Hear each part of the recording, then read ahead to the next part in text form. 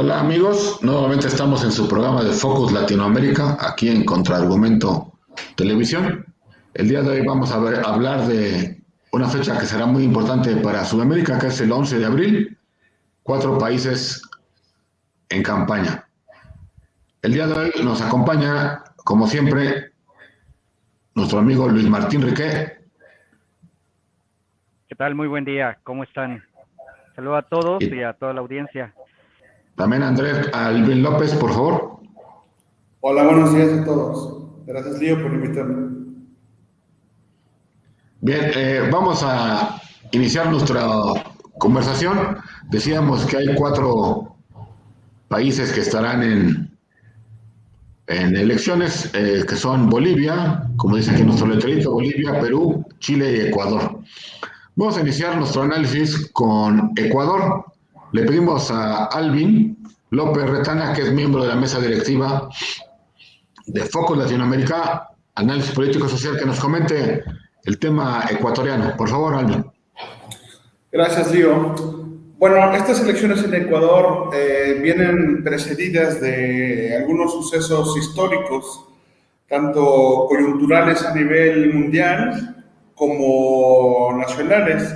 Por supuesto está el tema de la pandemia, que demostró no ser un obstáculo para que se desarrollara el ejercicio democrático en Ecuador y que de hecho es un referente o puede ser un referente para los siguientes procesos de otros países de la región, en el sentido de que la logística puede desarrollarse adecuadamente, por supuesto tomando las medidas sanitarias adecuadas, pero la participación en ese país pues dejó ver que es bastante factible llevar un ejercicio democrático, inclusive en condiciones adversas como las de la pandemia. Ahora, en lo que toca específicamente a la cuestión político-electoral del país, debemos recordar que en este proceso la mayor disputa no se llevó por el primer lugar, dado que el candidato correísta pues tenía una amplia ventaja sobre el posible segundo lugar. Es justamente la competencia por el segundo lugar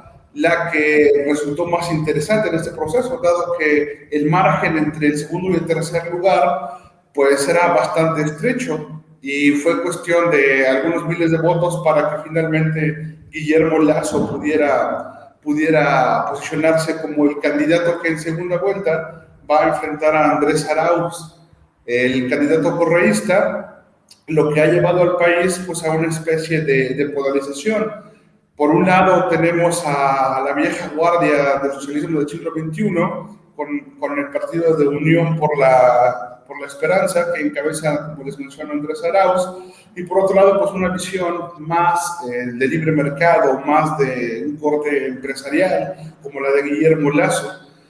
Va a ser una cuestión bastante interesante lo que corresponde a las posibles alianzas que pueden llevarse a cabo para esta segunda vuelta, es decir, los partidos que quedaron en tercero, cuarto y más abajo, por quién van a afiliarse, es decir, a qué partido van a sumarse, ya sea por un lado a la tradición de los últimos tiempos del correísmo o por otro lado a esta nueva tendencia que se espera tener con Guillermo Lasso como un contendiente.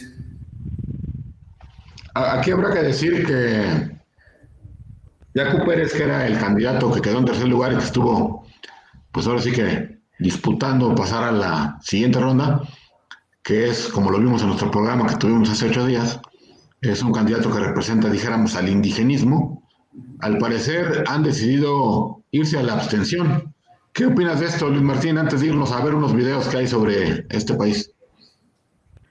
Bueno, pues es una decisión política legítima de algunos pueblos que se han sentido pues relegados de esta contienda electoral y pues es una decisión radical, efectivamente radical, pero es una decisión que va a permitir que haya una polarización mayor entre los correístas y no correístas.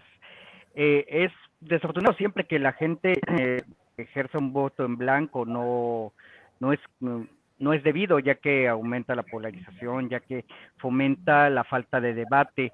Siempre una tercera voz, una opinión, una tercera vía es en el debate político, aunque no vayan a participar directamente en las elecciones, es necesario para poder ponderar cuáles son las propuestas y que las propuestas actuales que se van en el balotaje se puedan comparar y puedan tomar posiciones para que le respondan a esa tercera vía que quedó regada del balotaje.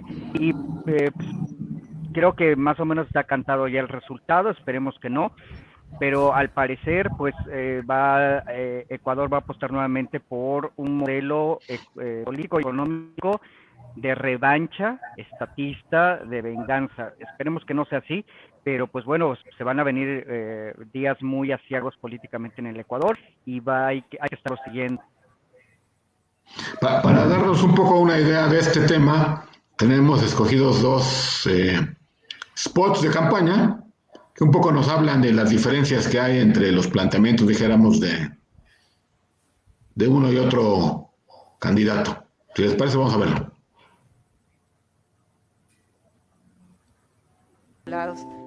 Hace un año decidieron cerrarle las puertas a Tame, decidieron cortarnos las alas, dejando cerca de 1000 familias en el desempleo. Yo sé que fueron desvinculadas, embarazadas, ahora tengo una bebé de 3 meses y estoy desprotegida.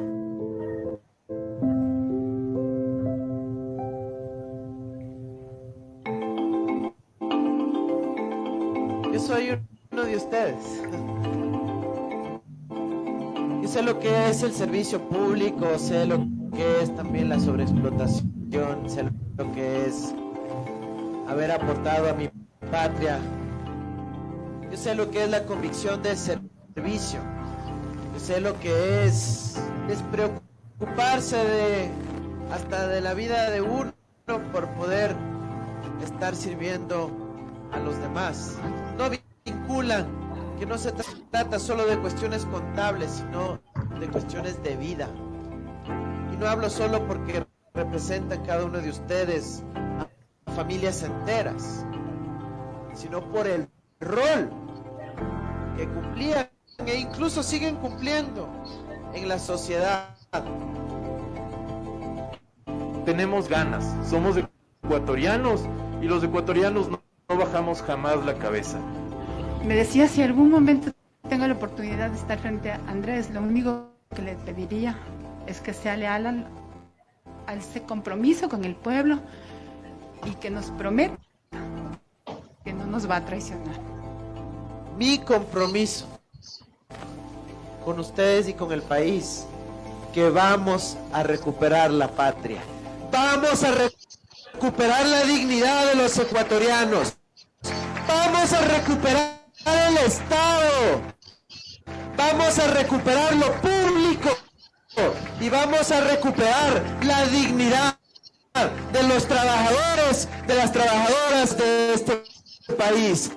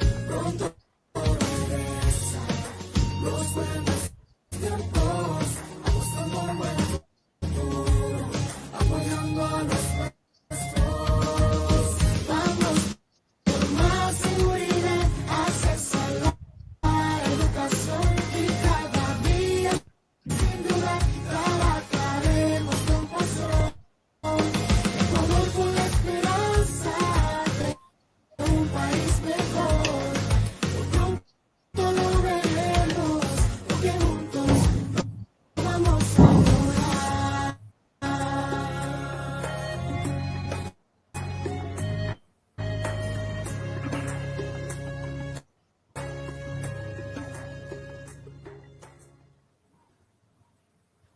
sueño y aspiro gobernar un Ecuador del encuentro, donde cada ecuatoriano encuentre su propio espacio, viva con felicidad porque todos respetamos su mirada, su forma de ver la vida.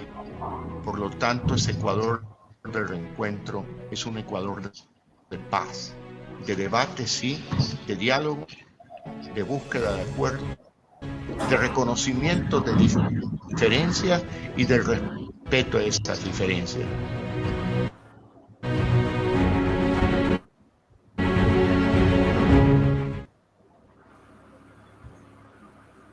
Bien, ¿qué les parece? A mí me parece que hay un contraste muy claro entre las dos posiciones, esos spots lo manifiestan. No sé qué puedas comentar, Luis Martín. Bueno, pues aquí vemos básicamente la propuesta, una propuesta de revancha. Él lo dice, recuperaremos en el mensaje de Arauz. Y pues Andrés Arauz lo que quiere es recuperar el poder para el grupo correísta, este grupo que pertenece en contexto al expresidente Rafael Correa, quien fue un presidente de corte populista de izquierda en Ecuador. Y pues es lo que quieren, recuperar el poder. No se ve que sea otra intención de mejorar su país, que hay que decirlo, en esta pandemia sufrió muchísimo. Todos supimos las escenas dramáticas y terribles y dantescas de la gente murió en las calles en Guayaquil, por ejemplo. Y por otra parte, no veo la fuerza en la oposición de Lazo, que una propuesta real en su campaña política, en sus anuncios para la televisión, para el público ecuatoriano. Yo no veo una propuesta clara. Veo un candidato desangelado, un candidato frío, un candidato que conecta. Andrés Arauz tampoco, digamos, no es la sensación política, pero creo que está más estructurada su campaña y le están pensando más. Alvin, ¿qué opinas tú? Concuerdo con Luis en lo que menciona acerca de que Lazo no es un candidato tan fuerte como podría esperarse para realmente presentar una oposición ante Arauz y su correísmo. Pero insisto que una cuestión importante va a tener que ver con el resto de votantes y de partidos que no entraron a la segunda vuelta, es decir, ¿por quién van a perfilar ellos? ¿A qué lado van a sumarse? Pienso que por ahí podría entenderse este proceso ecuatoriano por las alianzas que los dos candidatos de la segunda vuelta podrían llegar a formar con el resto de partidos que no alcanzaron el puntaje para este segundo proceso. A mí me parece, además de lo que han dicho, que aquí en los spots se nota. Hay un contraste en el sentido de que uno es, digamos, un poco más liberal, ¿no? Y el otro es más estatista. Y es claro, por ejemplo, en el anuncio en el último que vimos, como gritan, cantan por el tema del empleo. A mí me parece que seguramente han visto ellos que hay un problema durísimo en este país, como en todos, el tema del empleo. Entonces me pareciera que técnicamente la campaña de Lazo tiene mejor enfoque en ese tenor. Porque la otra es más solamente regresar al pasado, que es reciente, pues, el pasado reciente, ¿no? Y que incluso, si ustedes vieron en uno de los spots, sale la figura de Correa, ahí en el mismo, es decir, apelan a este pasado y el otro apela un poco al futuro. Y yo creo que la gran diferencia que hay entre ellos dos puede definirse en el sentido siguiente. El gobierno que está saliendo, Lenin Moreno, si no mal recuerdo el nombre del presidente, es un presidente que se desmarcó aparentemente del correísmo, pero la gente no creo que lo haya terminado de ver como algo exitoso. Entonces ahí hay un riesgo de que la gente diga, no, pues mira, este que quiso ser diferente no pudo, y entonces quieran regresar. Un poco lo que pasó también en Bolivia, que según eso se separaron del MAS y pues resultó que no funcionaron muy bien y toda la historia que hacemos de Bolivia. Entonces yo creo que está latente esa posibilidad de un querer regresar a algo que aparentemente dio mejores frutos. No sé qué opinan de esto. Luis Martín. Sí, perdón. Sí, ¿qué opinas de este asunto de que la gente probablemente tiene un desencanto y quiera regresar al correísmo? Mira, yo creo que es un fenómeno similar al de Bolivia, definitivamente. Recordemos que cuando estuvieron esos gobiernos, por ejemplo, Correa en Ecuador o estuvo Evo Morales en Bolivia, hubo un crecimiento económico importante en esos países, pero por factores externos, no porque ellos promovieran un modelo económico exitoso, sino más bien todas las materias primas a nivel internacional, los commodities llamados así en tecnicismos económicos, estaban subiendo de precio. Fue la época del gran boom del crecimiento tanto de la economía norteamericana como de la economía de China, y pues se vendían muy bien esos productos que producían esos países, es decir, materias primas, no un producto terminado con valor agregado, sino la materia prima, la soya, por ejemplo. Argentina también vivió parte de esto con los Kirchner y Lula de Brasil. Entonces la gente piensa en esos países que fueron estos presidentes los que los llevaron a tener trabajo, los que los llevaron a tener crecimiento económico, a tener ingresos para sus familias, sobre todo para los campesinos, que son los que producen estos commodities. Pero no es así, desafortunadamente no les va a tocar esa época de bonanza, los commodities no están subiendo, al contrario están bajando, y el desencanto en estos países como Ecuador o Bolivia puede ser muy fuerte para estos partidos. Entonces, sí, yo creo que el Lenin Moreno no tuvo un gobierno exitoso, tuvo un gobierno más bien fallido, su ataque hacia Correa, bueno, no, la persecución judicial a Correa, que ahora está exiliado en Europa, ha hecho pues justamente de que la gente añore esos años y puedan volver a ellos. Pero son tiempos que no volverán. Claro, Alvin, tu conclusión para pasar a nuestro siguiente análisis de otro país. Sí, Leo, bueno, tenemos que reconocer de alguna manera que los procesos políticos, sobre todo en Latinoamérica, tienden a ser pendulares, es decir, esta añoranza por el pasado que mencionas por un lado y por otra parte el deseo de renovación.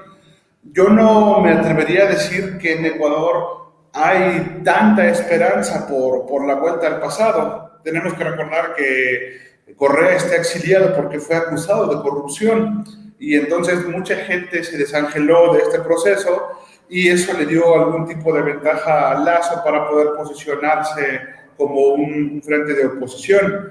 Pero insisto que parte del resultado del proceso va a depender de las alianzas que los dos candidatos puedan formar con el resto de partidos y sobre todo por poder convencer al votante mediano, no tanto al votante duro. Ok, bueno, pues me parece que este tema de Ecuador hay que seguirle la pista, hay que estar atentos a la segunda ronda, al debate presidencial que ya viene, y bueno, ver en qué terminan los apoyos de los cuartos, quintos lugares que fueron muy importantes en una elección que fue fragmentada, pero hay una elección que se viene mucho más fragmentada, que es la de Perú.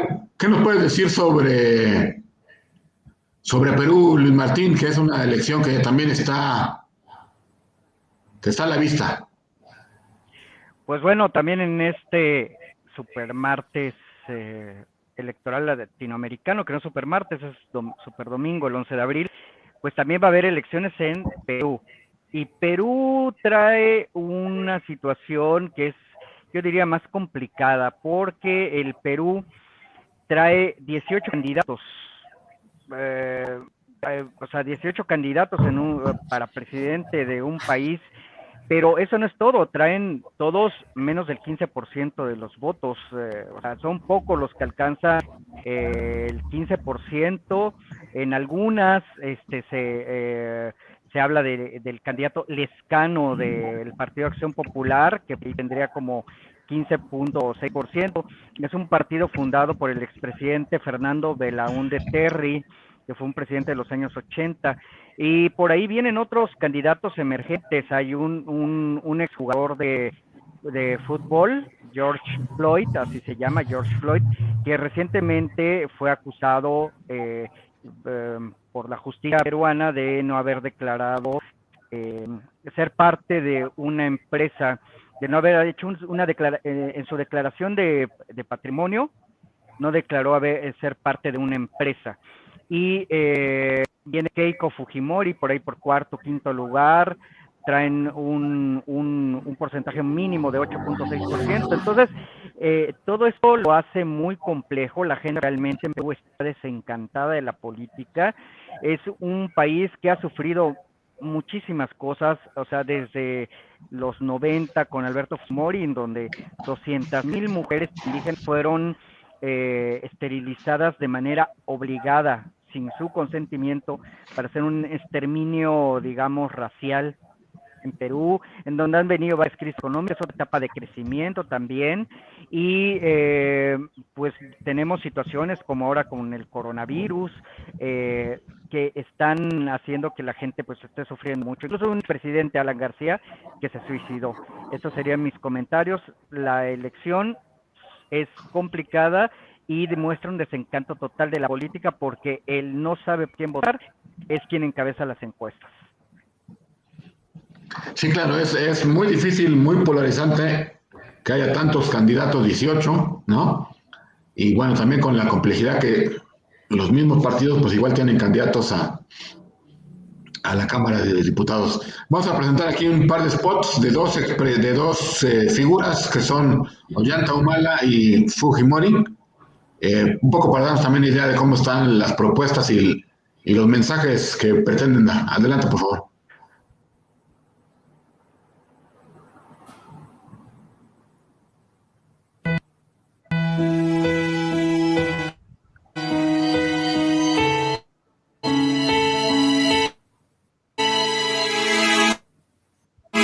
La enfermedad y el temor a todos nos paralizó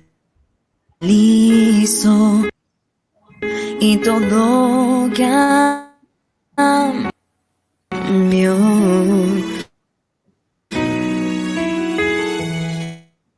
La vida duro nos golpeó, pero al final no nos venció, nos fortaleció.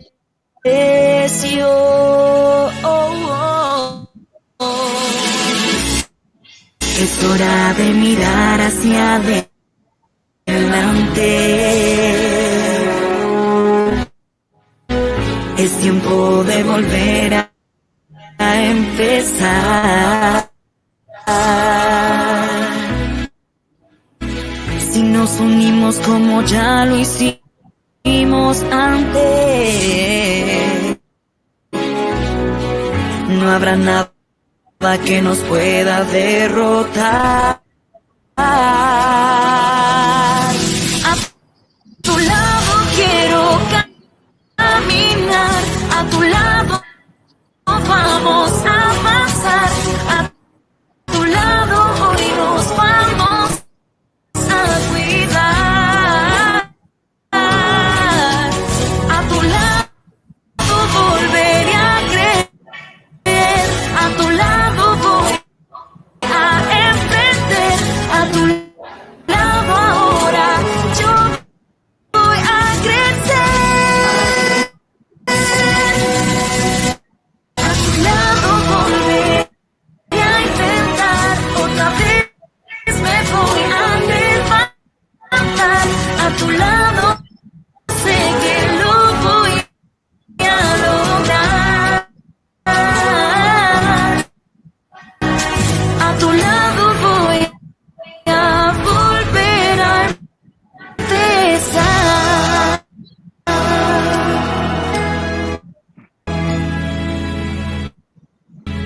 Volveremos a empezar.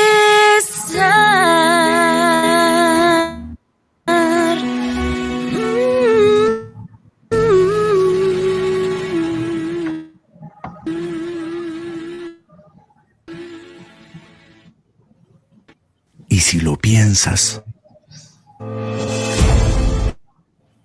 somos los de abajo los que hacemos todo. Producimos la comida, construimos las casas e incluso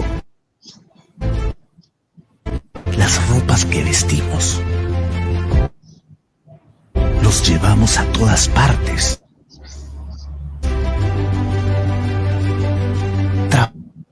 Trabajamos duro todos los días.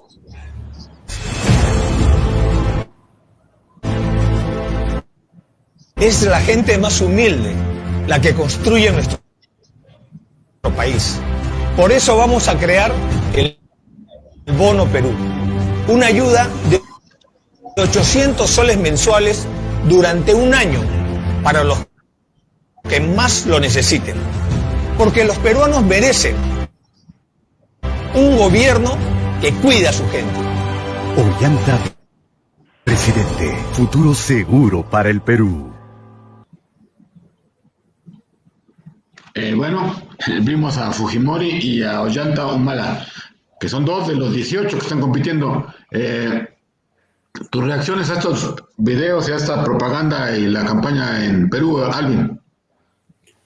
Bueno, me llama bastante la atención que desde ambos spots se apele mucho al sentimentalismo, a esta cuestión de las emociones, de todos somos hermanos y todos tenemos que trabajar juntos, más que de propuestas políticas como tales. Es decir, están tratando de llegar al electorado por otra vía distinta a la tradicional. Keiko, con esta especie de reivindicación del pasado, ahí veíamos las imágenes que ponía con su padre y de la investidura, tratando de apelar a estos sentimientos del Perú histórico, y por otro lado, pues Ahumada llamando a la población, a los de abajo. Él comienza con eso, somos los de abajo. Esta es una tendencia que a mí me parece un poco populista, tratando de hacer un frente con la clase trabajadora. Ahí mencionamos, nosotros somos los que damos de comer, nosotros somos los que damos la vestimenta. Están tratando de engancharse por ahí y pues ahí suelta una propuesta, ¿no? De dar una cantidad de soles para este tipo de segmento social. Insisto, en lo que me parece una estrategia un poco populista. Ahí podemos ver entonces el contraste, por un lado, de Keiko apelando al sentimentalismo histórico y por otro lado a Humala apelando a estrategias populistas propias de este tipo de gobiernos de izquierda. Luis Martín. Pues me llamó mucho la atención este intento de señorita cometa de Keiko Fujimori. Realmente me parece vacío, sin contenido y solamente como una reivindicación hacia el gobierno de su padre. Yo creo que a la señora Fujimori le valdría mucho la pena que la señora Fujimori leyera artículos o leyera algo sobre la historia de Marine Le Pen, que es la hija de Jean-Marie Le Pen en Francia, y ella desmarcó al partido Frente Nacional de Francia de la imagen de su padre. Y Jean-Marie Le Pen nunca accedió al poder como Fujimori. Fujimori fue presidente y dejó muy mal sabor de boca en el Perú. Yo creo que más le valdría al partido de Keiko Fujimori desmarcarse de su padre, porque si no va a seguir marcando rechazos. En el caso de Ollanta Humala me causa extrañeza que esté tan bajo los sondeos, quizá porque la gente ya lo probó como presidente en el Perú. Y a inicios del año, cuando estaban en plena cuarentena ya en Perú, traía el 3.6% de intenciones del voto. Ahorita anda en el 1.4%. O sea, es de los últimos. Quiero hacer una aclaración, si me permiten. Hace rato dije George Floyd, el futbolista, pero es George Forsyth. George Forsyth, que fue alcalde del municipio de Victoria, la municipalidad de La Victoria, ya en Perú, quien es futbolista, fue futbolista a nivel internacional y estuvo liderando todo el 2020 las encuestas. Últimamente ha caído, anda por el tercero, se anda peleando al mismo nivel de Keiko Fujimori, un 8.6% de la intención del voto. Pero pues me parece que no hay propuesta clara en Perú, hay mucha dispersión, la gente ya tiene cercana las elecciones, no falta mucho realmente como para que decida quiénes son los candidatos o que ganen la elección o que pasen al balotaje. Entonces, recordemos que en Perú el voto es obligatorio. El voto es obligatorio y la gente tiene que ir a votar aunque vote en blanco. Pues bueno, está muy difícil para los peruanos que tengan a alguien que represente una propuesta hacia futuro. Como dice Alvin, están apelando al pasado y el sentimentalismo y reivindicar cosas de antes, ¿no? Yo creo que es momento de mirar hacia el futuro y lección para todos los países latinoamericanos, candidatos que vean hacia el futuro, que hagan unas propuestas post-COVID, serán los que tengan la atención de la gente como buena propuesta de gobierno. Sí, yo nada más aquí diría en términos de lo de Fujimori, que esta mujer, que en otros momentos llega a ser simpática incluso, ¿no? Pero está atrapada en una propuesta concreta, que es la amnistía para su padre. Básicamente su campaña la centra en eso, en la amnistía para su padre, y eso provoca pues, que la gente diga, está bien, pero ¿y todos los demás temas? ¿No? Como luego sucede también con otros candidatos, que solamente se dedican a un solo tema y no abren la vista al panorama general. Pero bueno, también hay otras elecciones en el continente. Están las elecciones en la República de Chile, allá en este país tan importante de Sudamérica. Como ustedes recuerdan, en el mes de octubre hubo muchas manifestaciones públicas, hubo mucha presión social al gobierno de Piñera, y un poco la forma en que resolvieron esto fue convocando a un proceso de elección del constituyente para tener una nueva constitución en Chile que sustituya a aquella que se hizo cuando los tiempos de Pinochet.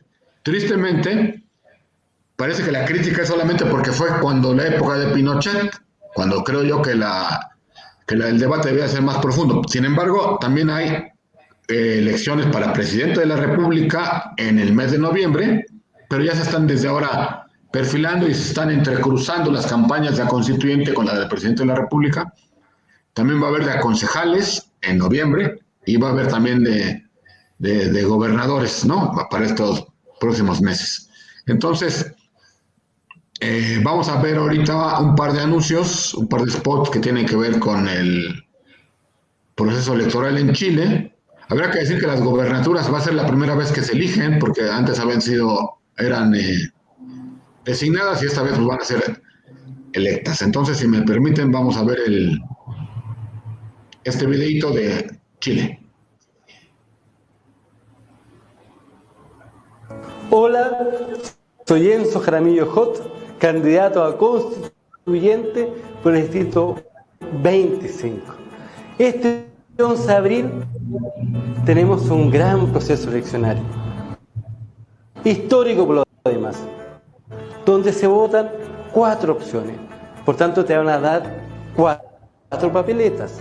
Una papeleta para alcalde, una papeleta para concejales, una para gobernador regional y otra para constituyente.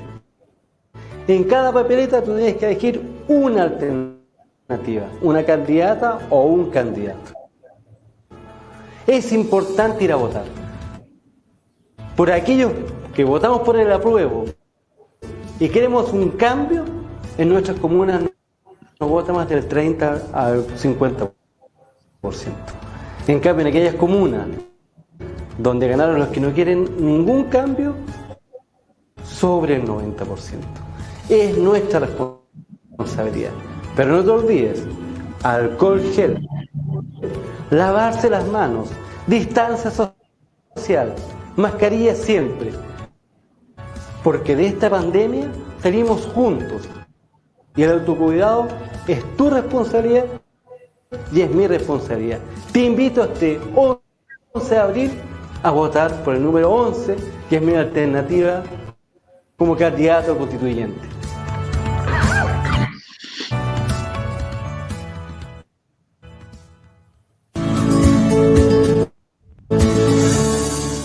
Fundamental que los constituyentes estén conectados con la gente, con el territorio. En eso, ustedes, los alcaldes y los concejales, son fundamentales. Hay que trabajar en los barrios, donde la gente nos necesita. Mario, nuestro compromiso como alcaldes tiene que ser real. Así es, porque hay temas fundamentales como la salud. Tenemos que escuchar a nuestros vecinos. Mario, tenemos que cambiar la salud en Chile. estamos de acuerdo.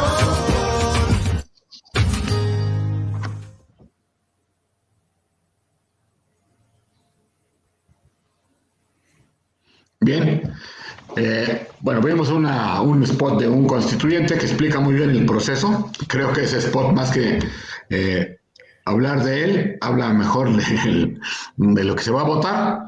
Pero es interesante ver cómo se juntan los temas, ¿no? En este caso aprovechan el COVID para hacer campaña, que no está mal, pues, pero bueno, simplemente lo anoto.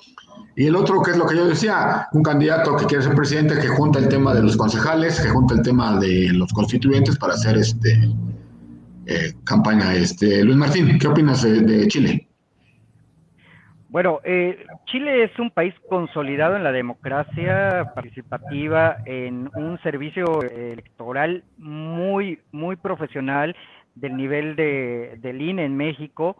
Es un país que ha transitado desde una dictadura a una democracia muy participativa en la que ya se está votando incluso un constituyente para hacer una elección. Creo que la gente en Chile realmente ha tenido buenos gobiernos, ha tenido en esta transición democrática gobiernos de izquierda, gobiernos de derecha que han trabajado bien por la gente. Chile ha crecido económicamente y durante la pandemia, pues bueno, también fue muy afectado. Si nosotros recordamos, en el 2020 hubo protestas muy puntuales por muchas situaciones que los chilenos consideran justas en el modelo económico y este aspecto de redistribuir la pobreza. La gente a 30 años de esta transición democrática no siente en Chile que realmente han sido beneficiados. ¿Por qué? Porque las cuotas en las universidades son muy caras, porque el transporte público es muy caro, porque no hay subsidios del Estado, porque es una economía totalmente liberada y no ha tenido las necesidades de la gente más pobre que no ha podido salir de la pobreza. Se ha vuelto polarizante en el tema del ingreso económico para la gente y eso salió en las protestas, pues eligieron una nueva constitución y las escuchó el presidente Piñera, que es un presidente de centro derecha.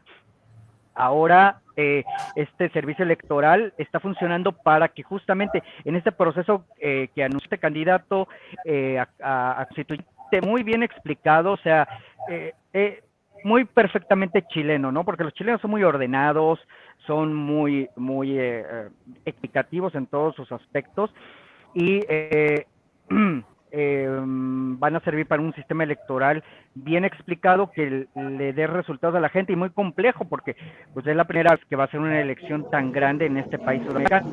Ahora bien, también comentar que la situación social en Chile ha cambiado en las últimas semanas, ya que la vacunación se ha dado de una manera muy exitosa en Chile. Está en los primeros lugares a nivel mundial. Incluso ya sobrepasó per cápita a Israel. Hizo muy buena labor el gobierno del presidente Piñera en apostar, poner los huevos en varias canastas, apostar por huevos de varias canastas para tener las vacunas en tiempo. Entonces, realmente creo que en Chile se va a ver un proceso político donde la gente ya no está tan desencantada, pero que va a tener diversas opciones para poder expresar su preferencia política y hacia dónde debe caminar su país.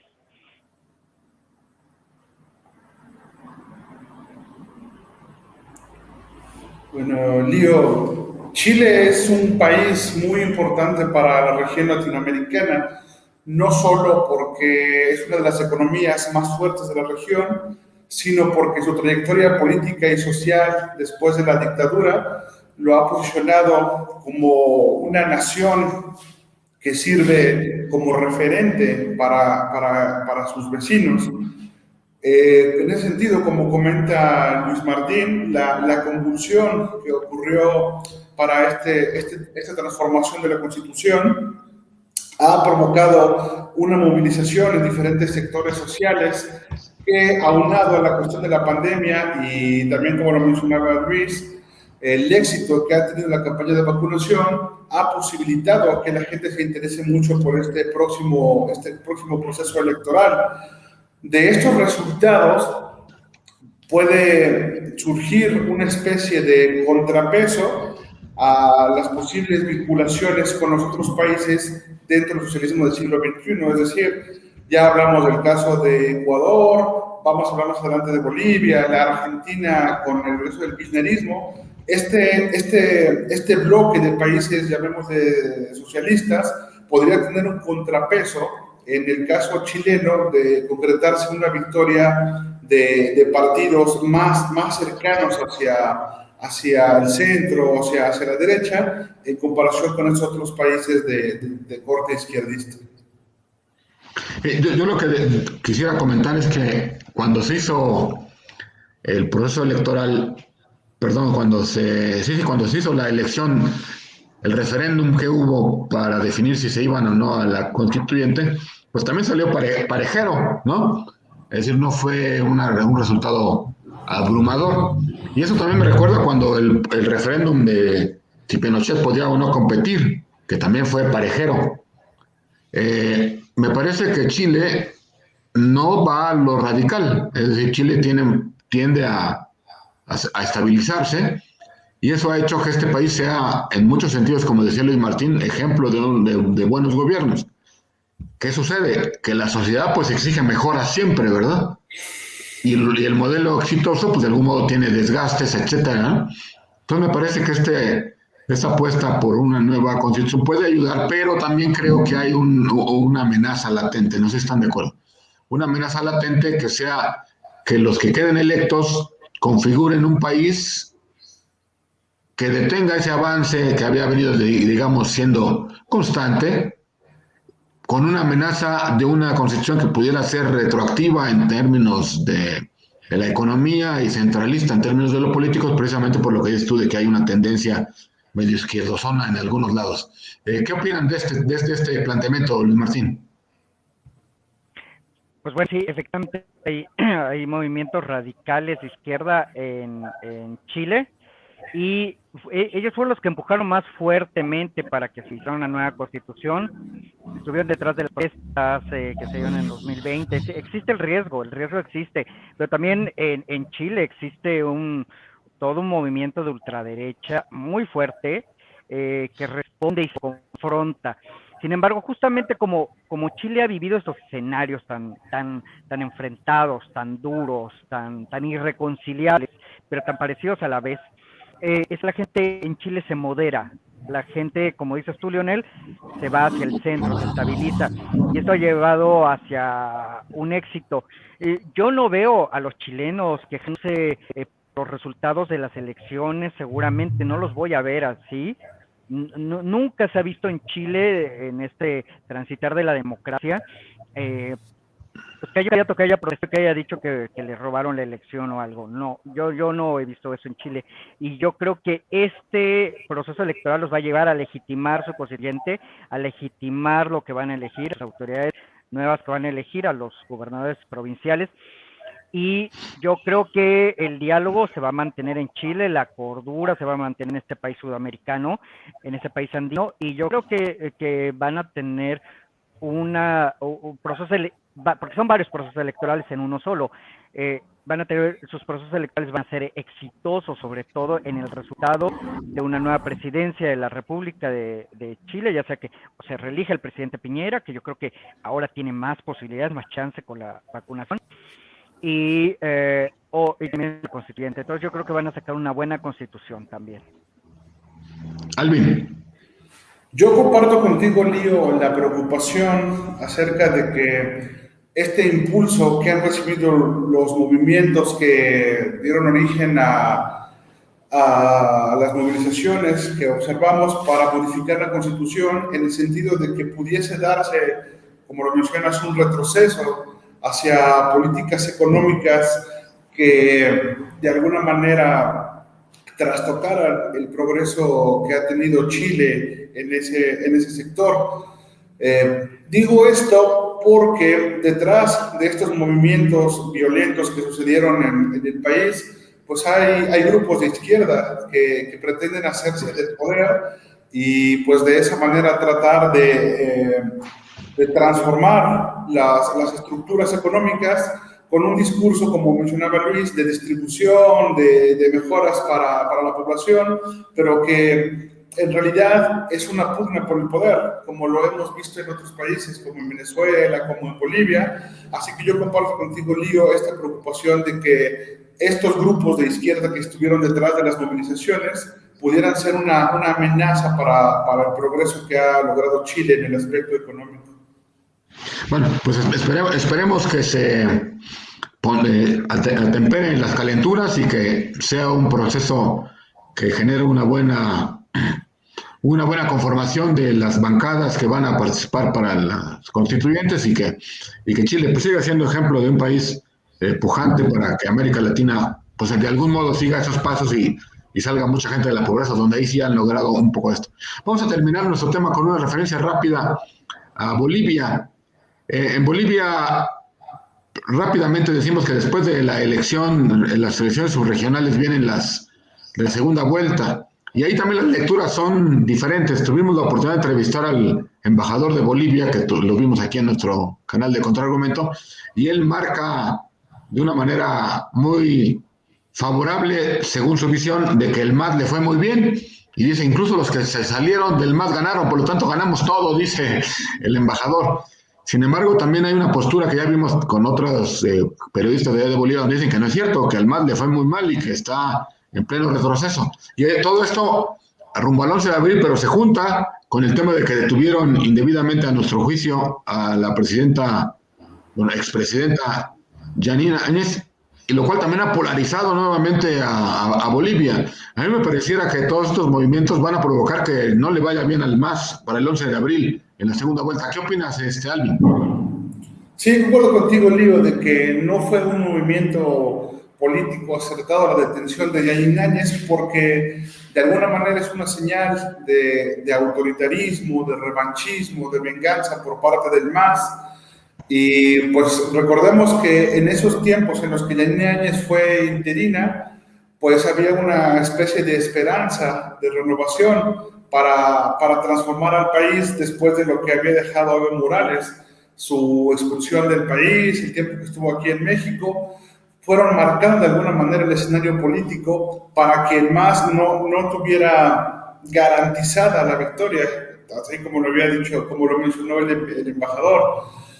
Yo pienso que la posición del MAS debería ser un poco más tendiente hacia el consenso, no hacia el revanchismo, sino el autoritarismo, dado el contexto que está sufriendo la sociedad boliviana en este sentido, de que la pandemia los ha golpeado, de que hay una especie de incertidumbre sobre qué es lo que va a pasar con el regreso de Evo Morales, su liderazgo en el MAS, y por otro lado, el voto en las ciudades, que le dio más puntos hacia la oposición.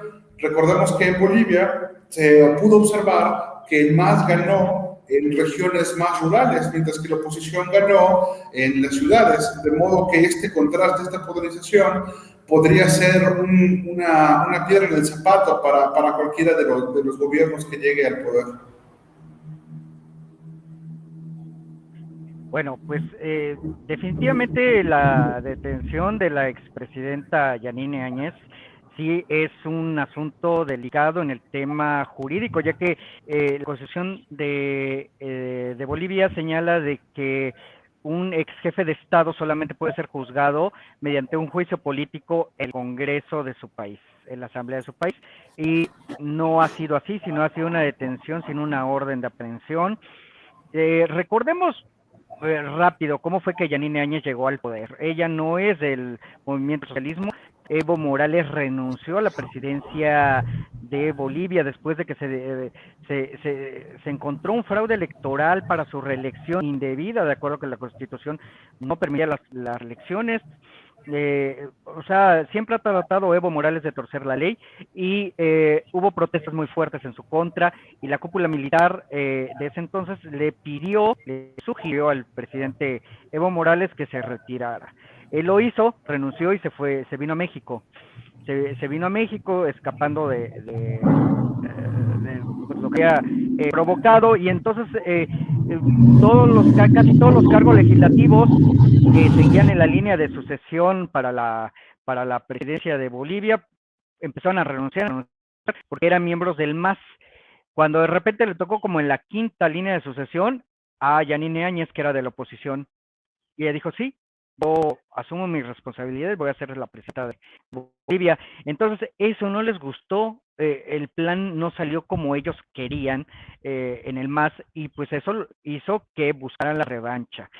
Recordemos que Evo Morales es movimiento, al igual que muchos de los movimientos izquierdistas en América Latina, se han basado en remover el rencor de la gente, el rencor social, que en parte sí es justificado porque pues hay mucha injusticia social, gente que no se ha podido educar, gente que no ha podido salir de la pobreza, pero estos líderes populistas llegan a remover esa parte más, digamos, perdón por hacer la comparación o la analogía más espesa del rencor social.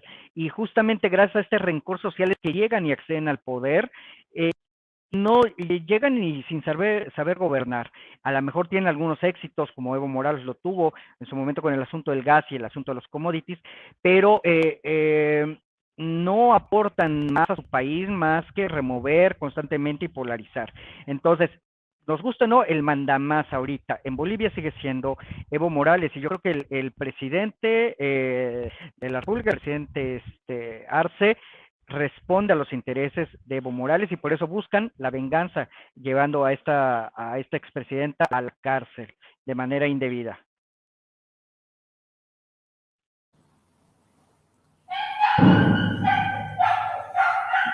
No te escuchamos, Lío. Micrófono, Lionel. Sí, yo diría que a raíz de todo esto también hay un enfoque que no hay que descuidar. Cuando los partidos políticos o los movimientos se centran tanto en una sola persona, como el caso de Evo Morales, hay una gran dificultad cuando no está. Y lo que sucedió fue que cuando Evo Morales y la línea sucesoria, como dice Luis Martín, se retiran, se quedan otros del MAS, porque pues, no se pueden ir todos los masistas. Y estos empiezan a tomar decisiones por su cuenta. Y decisiones por su cuenta, a mi juicio, correctas. Está el caso de que hicieron que hubiera continuidad constitucional para su país. Pero el asunto es que como están controlados por una sola figura y esa figura no le gusta, entonces resulta que quieren regresar a ese pasado. ¿Por qué? Porque solamente una persona define. Y fue tan grave el asunto que al presidente actual, que también es del MAS, se le llegó a decir que era el presidente Shakiro, no sé si escucharon, por aquella canción de Shakira que decía ciega, sorda y sordomuda. Y decían, ¿por qué? Porque pasaban días y el señor no aparecía. Es decir, estaba ciego, estaba sordo y sordomudo. Ni decía nada, ni veía nada, ni escuchaba y se hacía pato, diríamos acá, ¿no? Entonces, y esto es un poco por eso, porque solamente dependen de un solo hombre. Y si ese hombre no dice caminen, no caminan. Si no dice detente, no se detienen. Entonces yo creo que es un riesgo latente que tenemos que entender en América Latina. En México mismo está empezando, bueno, no empezando, ya tenemos 2 años con una situación así, que solamente lo que dice el presidente es lo importante, ¿no? Y en Bolivia le pasó lo que pasó en México en los tiempos de Obregón y Calles, ¿se acuerdan? Aquí vive el presidente, pero el que manda allá enfrente. ¿Cuál sería la conclusión entonces de estos 4 países, empezando con Bolivia y terminando con los demás? Luis Martín, para cerrar.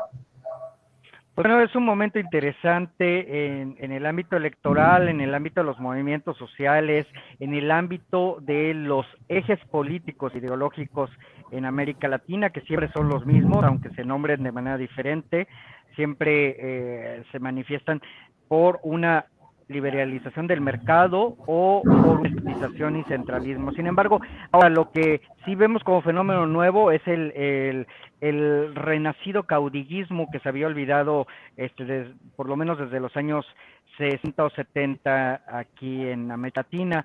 Yo creo que es muy interesante y sí, yo podría analizar, por ejemplo, el caso chileno de una manera muy diferente al de los otros 3 países. Desafortunadamente Bolivia, Perú, Ecuador, tiene una situación económica, política y social muy difícil, muy polarizante, en donde pues vamos a seguir viendo justamente el camino hacia la izquierda radical, izquierda populista y caudillista, no hacia la institucionalización. Creo que en América Latina siempre tenemos añoranza de ese hombre fuerte, de caudillo, y pareciera que es lo que está funcionando nuevamente en América Latina. Sin embargo, Chile pues es un país más de instituciones, un país en el que todos han podido ser invitados a la mesa del diálogo para cambiar las cosas que se tienen que cambiar en ese país. Y como dijo Leonel hace rato, el sí o el no de la Constitución ganó, pero por muy poco, estuvo parejero. Sin embargo, sí hay grupos que se oponen, pero siempre tratan como de llegar a una posición de centro. Y eso es lo interesante de un país como Chile. Alvin, tus conclusiones. Sí, Leo, me parece que son procesos, todos los de estos 4 países, bastante interesantes, cada uno a su modo, cada uno tomando en consideración los contextos nacionales, pero a final de cuentas son procesos que van a influir en la reconfiguración política regional. Es decir, sabemos que en Sudamérica tiende a haber más acercamientos políticos que, por ejemplo, con respecto a México, que ha estado un poco alejado de esa región. Lo que quiero decir es que, derivado de los resultados de estas elecciones, podría darse un nuevo diseño político en Sudamérica, en el sentido de que pudieran impulsarse acciones colectivas entre los diferentes países para modificar cuestiones como la participación económica en bloque, el posible contrapeso hacia la hegemonía estadounidense, una serie de elementos que son bastante interesantes y que hay que seguir muy de cerca. Muy bien, pues bueno, hasta aquí vamos a dejarle el día de hoy. Creo que fue muy importante hacer este recuento de estos países que están próximos. Hay países que están ya también en proceso, que ya han pasado sus elecciones primarias. Honduras, por ejemplo, hace 8 días tuvo sus elecciones primarias.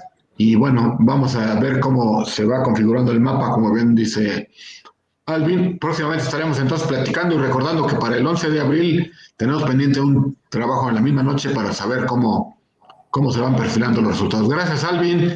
Gracias, Luis Martín, por su participación. Nos vemos pronto. Amigos, gracias a los que nos ven. Gracias, Lío. Gracias, Luis. Gracias, compañeros.